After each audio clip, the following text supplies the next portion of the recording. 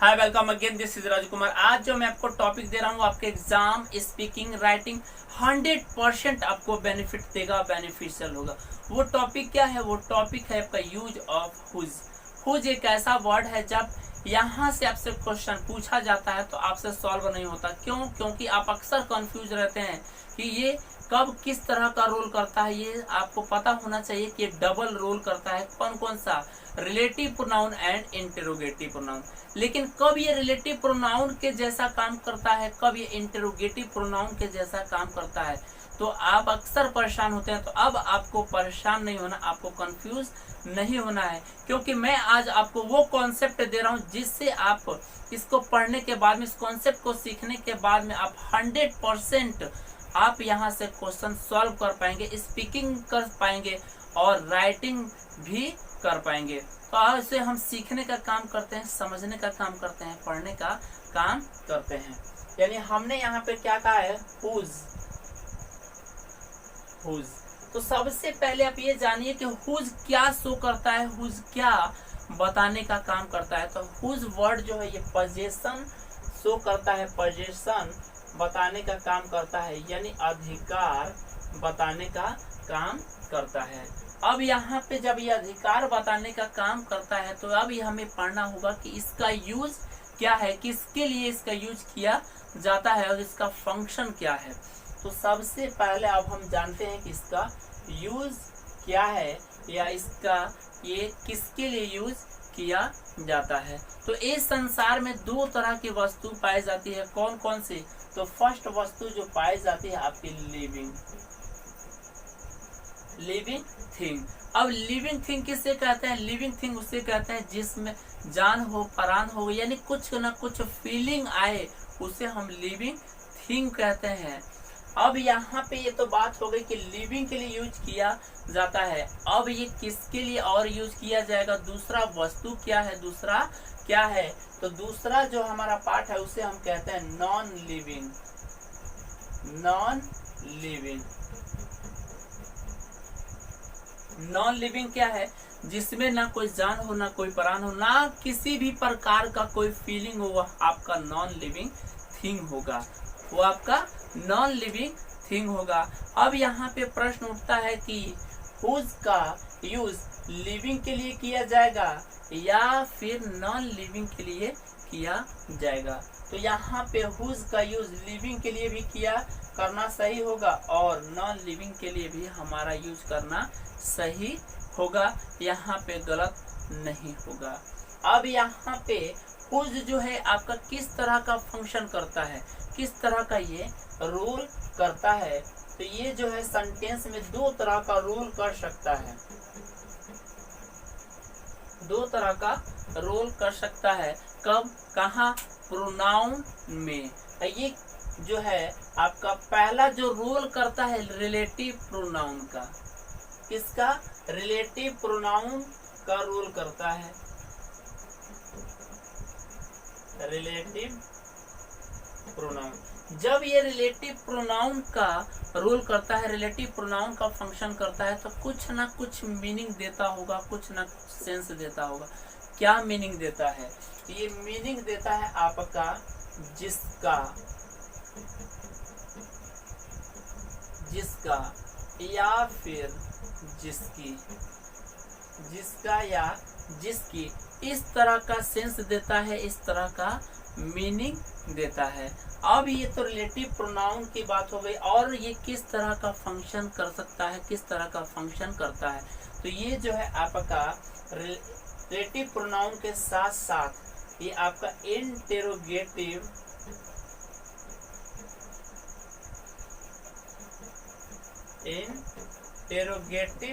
Pronoun का भी function करता है, इंटेरोगेटिव प्रोनाउन का भी रोल करता है।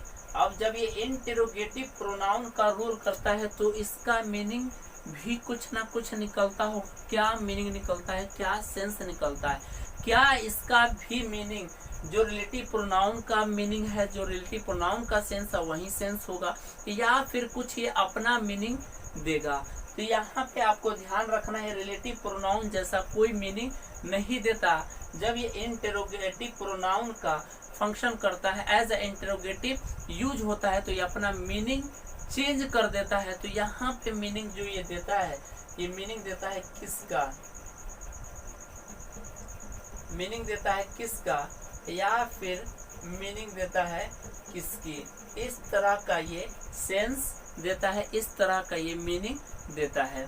अब यहाँ पे हमें जो पढ़ना है रिलेटिव प्रोनाउन। रिलेटिव प्रोनाउन का फंक्शन हमने जाना है, रिलेटिव प्रोनाउन का फंक्शन करता है, इंटरोगेटिव प्रोनाउन का फंक्शन करता है।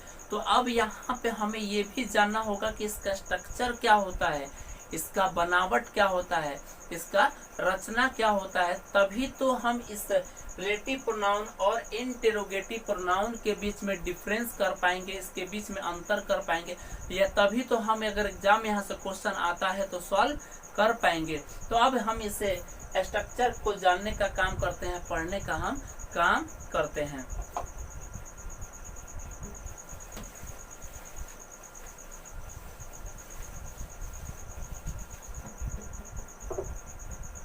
जब आपका हुज वर्ड होगा, जब आपका हुज वर्ड होगा, तो हुज वर्ड के पहले, हुज वर्ड के पहले आपको कोई ना कोई नाउन यहाँ दिया गया होगा, कोई ना कोई नाउन आपको दिया गया होगा। और जब हुज वर्ड होगा तो हुज वर्ड के बाद में यहाँ पे फिर यहाँ पे कोई ना कोई नाउन आपको दिया गया होगा। क्यों दिया गया होगा? क्योंकि हुज वर्ड जो है हमारा पोजीशन दिखाने का काम करता है, अधिकार जताने का काम करता है, अधिकार बताने का काम करता है। तो अधिकार किसके बीच में बताएगा? दो नाउन के बीच में। यहाँ फर्स्ट वाले नाउन के साथ और सेकंड वाले नाउन के साथ अधिकार बताने का काम करेगा, पोजीशन दिखाने का काम करेगा। अब यहाँ पे जो इसका मेन स्ट्रक्चर है उसे हम जानने का काम करते हैं, उसे हम पढ़ने का काम करते हैं। तो मेन स्ट्रक्चर क्या है? तो मेन स्ट्रक्चर में आपका जो है आपका नाउन होगा या प्रोनाउन होगा, नाउन होगा या प्रोनाउन होगा। फिर उसके बाद में यहाँ पे आपका हुज होगा, फिर उसके बाद में यहाँ पे आपका वर्ब होगा, और वर्ब के बाद में आपका यहाँ पे अदर वर्ड होगा। यही रिलेटिव प्रोनाउन का आपका स्ट्रक्चर है, जो आपके एग्जाम में यहाँ से बहुत सारे क्वेश्चन पूछे जाते हैं और इसी में आप कंफ्यूज हो जाते हैं।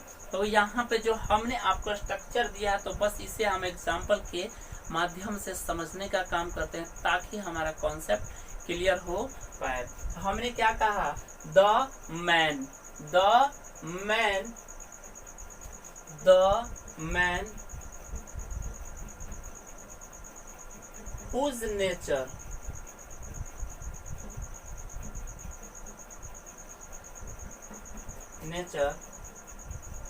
is sweet,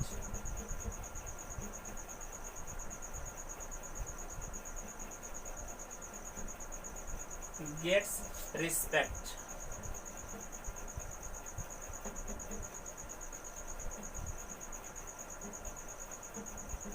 gets respect। अब यहाँ पे आप एक चीज समझने का काम करेंगे, एक चीज को जानने का काम करेंगे। हमने कहा है कि यहाँ पे हुज के पहले कोई ना कोई नाउन होगा और हुज के बाद में कोई ना कोई यहाँ पे आपका नाउन होगा। तो यहाँ पे जो हमने आपको एग्जाम्पल दिया है, तो आप देखें यहाँ पे उसके पहले नाउन है कि नहीं है। हुज, हुज के पहले यहाँ पे हमने कहा हुज के पहले कोई ना कोई नाउन होगा और हुज के बाद में भी कोई ना कोई आपका नाउन होगा। तो आप यहाँ पे देखें हुज के पहले नाउन है और हुज के बाद में भी नाउन है, उसके बाद में यहाँ पे आपका वर्ब होगा, उसके बाद में आपका अदर पार्ट होगा। यानी the man whose nature is sweet gets respect. वह आदमी जिसका स्वभाव, जिसका नेचर मधुर होता है, मीठा होता है, वो ऑलवेज रिस्पेक्ट पाता है, ऑलवेज आदर पाता है, सम्मान पाता है। अब यहाँ पे हमने क्या कहा था कि इसका यूज किसके लिए किया जाएगा? तो इसका यूज जो है लिविंग थिंग के लिए किया जाएगा। तो मैन आपका कैसा नाउन है? तो मैन, आप बोलो आपका मैन कैसा नाउन है? मैन आपका लिविंग या नॉन लिविंग? तो मैन आपका 100% लिविंग नाउन है।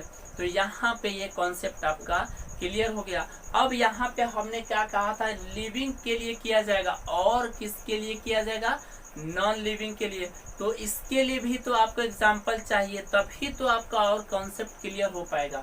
तो यहाँ पे हमने एग्जाम्पल लिया, द पेन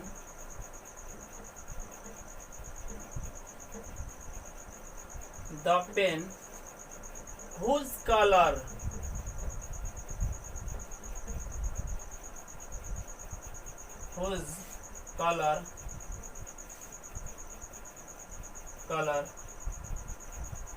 is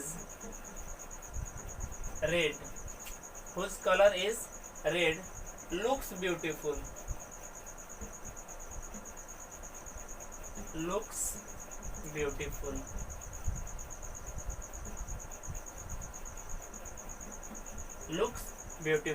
अब यहाँ पे आप देखें हमने क्या कहा है, हमने कहा है क्या कि हुज के पहले भी कोई ना कोई नाउन होगा। तो यहाँ पे देखें हुज के पहले नाउन है, लेकिन कैसा नाउन कहा था, लिविंग नहीं तो नॉन लिविंग। तो आप मुझे बताएं कि आपका पेन जो नाउन है वो कैसा है, लिविंग है या फिर नॉन लिविंग है।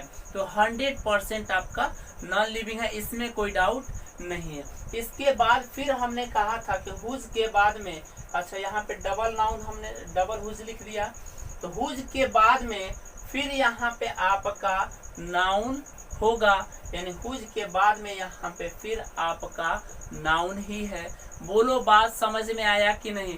क्या और एग्जाम्पल दूं? तो और एग्जाम्पल आप लिख ले ताकि आपको और बेहतर समझ में आए। She is the lady, she is the lady, she is the lady whose purse was stolen, whose purse was stolen. या वह औरत है जिसका पर्स खो गया है, जिसका पर्स खो गया है। अब दूसरा example, this is the question, this is the question whose answer has been not found. या वह प्रश्न है जिसका आंसर नहीं मिला है, जिसका आंसर नहीं पाया गया है, जिसका आंसर नहीं फाउंड किया गया है। अब यहाँ पे आपको रिलेटिव प्रोनाउन में कोई दिक्कत नहीं होनी चाहिए। आपको हमने कॉन्सेप्ट दिया है, वो ज्ञान दिया है, जिससे आप 100% यहाँ से क्वेश्चन सॉल्व कर सकते हैं और इसके लायक आप हो गए। अब यहाँ पे हम जानते हैं कि इसका इंटेरोगेटिव, जब इंटेरोगेटिव का फंक्शन करता है तो इसका स्ट्रक्चर क्या होता है, इसका बनावट क्या होता है, उसे हम जानने का काम करते हैं, समझने का हम काम करते हैं।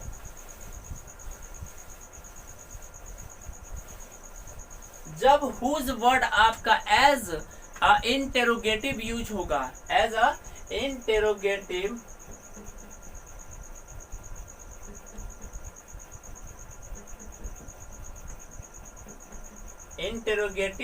यूज होगा, तो यहाँ पे इसका स्ट्रक्चर क्या होगा, इसका बनावट क्या होगा, कैसा दिखता होगा। तो यहाँ पे इसका बनावट जो होगा वो होगा आपका यहाँ पे हुज होगा, हुज के बाद में यहाँ पे आपका वर्ब होगा, वर्ब के बाद में यहाँ पे आपका सब्जेक्ट होगा, सब्जेक्ट के बाद में आप अगर जरूरत है तो अदर वर्ड लिखे और अदरवाइज नहीं लिखे, कोई दिक्कत नहीं है। लेकिन लास्ट में आपका 100% यहाँ पे क्वेश्चन मार्क होगा। अब यहाँ पे क्या, यहाँ पे भी तो आपको एग्जाम्पल चाहिए, तभी तो आप समझ पाएंगे, आप यहाँ पे समझ पाएंगे। तो यहाँ पे एग्जाम्पल हमने कहा, whose this book, whose is this book, whose is this pen,